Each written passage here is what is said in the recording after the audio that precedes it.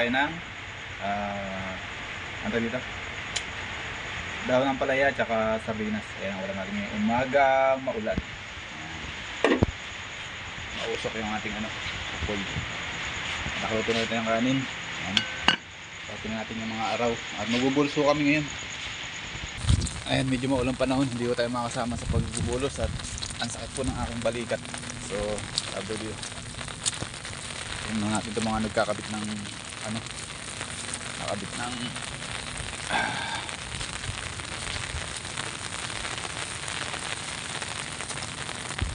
sahod. Ow!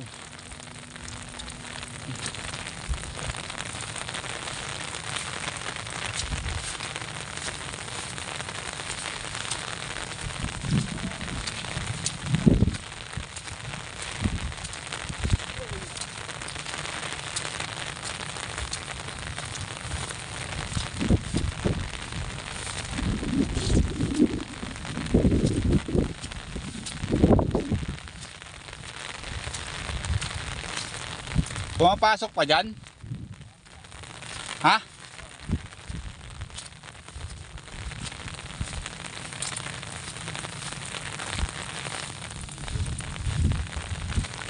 Aray ko.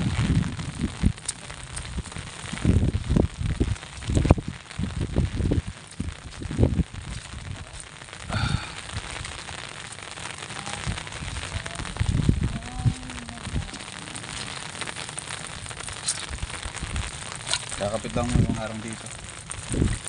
Ayun sahod.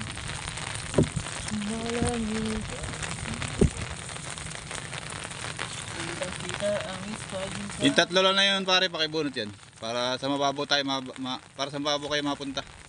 Hindi naman ako makakagawa at masakit ang aking balikat. Bumalik ka agad Mara. Ikaw nga magbukas-bukas ng prinsa ha.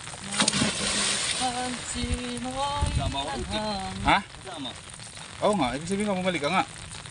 Ay magbubukas na ng prinsa. Ako na lang. Malapit.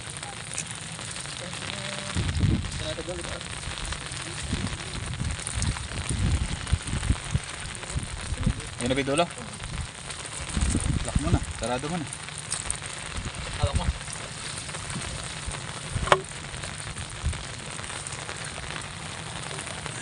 Yung iba ko doon sa may sahod ay, sa may harang. Tinataas yung harang.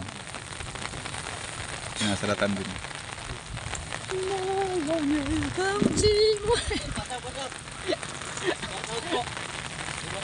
Eh, magabi ka ba ko? Ako na. Sinong kakabit? Siya daw. Ikaw. Ako na lang. Ako na lang. Eh, napagtampik ako na. Ayaw. Ako sisisid eh. Oh. Pagat mo. Ayan nga.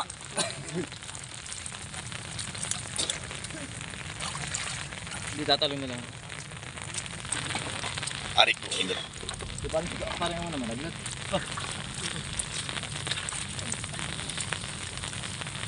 Kunin yung pagkalawit. Wala po talaga. Yan na, nasulot na. Okay na. Okay na, okay na. Okay na, okay na.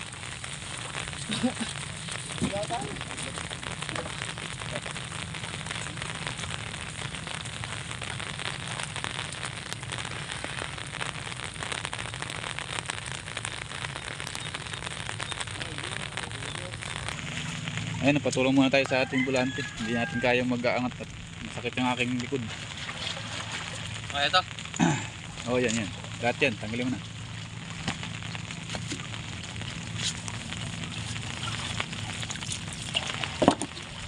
Walang kawitan yung ilalim yan eh. Pakiangat mo. Matawag. Arik ko. Okay. Ito naman. Baba mo na lang dito. Kala ko kakain ka mon. Wala po eh. Tangad ba wala ako eh. May bingan naman doon. Eh kumain ka na naman Mar. Hindi nga kita makasubo kahit konti. Ay may tulungan mo na magbabayan para makakain tayo. Ha? Oo yun. Mamaya na ibubuksan ni Rick pagka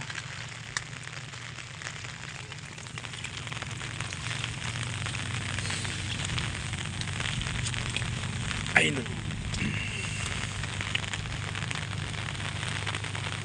Mababa lang ho rin. Sila ho nag-aaboy na rin sa laot eh. Hindi lang makita. Mamaya ipagkakain iikot ako rin sa aming galintera at malaki ang tubig. Tara, punta muna tayo dito. Pasalaman natin na rin galintera natin. Ayan po, ang tubig natin ay yan, malaki na. So, kaya pa naman ang ating ano yan, ang ating galintera pag ganyan.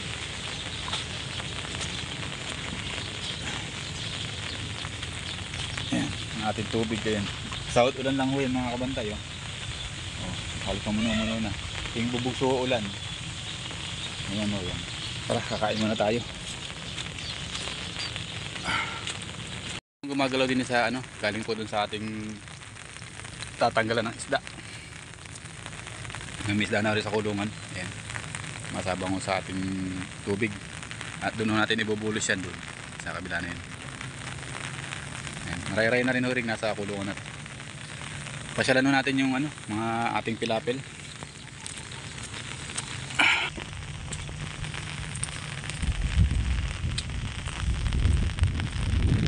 Ayun po, may pigtas na po doon mga kabantay. Miguel na naman. Ay, nako. Ayun o, takas. Wala man na tubig dito. Ayan, hindi ko maisum yung ating ano, pero may pigtas doon mga kabantay. Tatawagan ko lang yung ating boss. At saka yung sa kabila ang bantay para alam nila. Po natin itong dulo na rin. Atin po sa kabila ay tao na rin, sinasapawan na rin. Tinawagan po natin yung kabilang bantay. Sa ganito pong sitwasyon kasi kailangan natin na magtulong-tulungan para hindi tayo magkaroon ng problema sa bawat prinsa, ay sa bawat kahon natin. Ayan.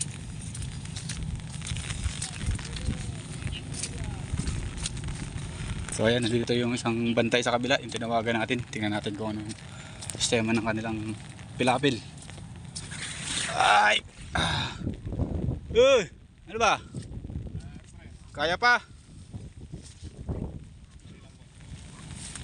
Ayun. Ito yung tinawagan natin yung kabila para malaan lang din yan na butado na yung ating ano. Ha? Malaki-laki rin yun. Oo. Eh, laki pa ng tubig na yun. Halos malaki pa bitin. Halos ano pa ron. Isang tabla pang mahigit. So yung bantay sa kabila, tinawagan natin para makita niya yung laot niya. Naapawan na ba yun? Oo, ako na. Okay, naapawan na rin dun sa kabila. Ilambat naman eh, kung yun lang. Kaya nga lang. Kaya lang hindi pagka ito bumigay. Pag bumigay nga lang. Hindi mo papagawa hanggang hindi bumibigay. Nakita ko sa kanya, erga ako talaga. Sobra sinulong ng tubig. So ayun, tumawag po yung amo niya at tinitingnan kung gaano pa ang bitin ng kanilang ano. Pero ito po, pag didiretso pa po yung laki ng tubig, eh, sigurado pong itong pilapil na to eh, masisira na, mabubugta na siya. Kaya yan, at yung ating pilapil naman ang ating pupuntahan mamaya-maya. At kasi nga po yung hangin ay diretso pa. Update ko lang po kayo mamaya-maya. Kaya kung narinig nyo po ilagas na sa tubig, yun po yung naapawan sa kanila. Kaya po tinawagan natin yung kasama nating bantay rito. Kahit to malayo siya ay siyempre tayo lang din ang magtutulungan. Kaya yan, tinawagan natin siya para malaan din niya yung area niya.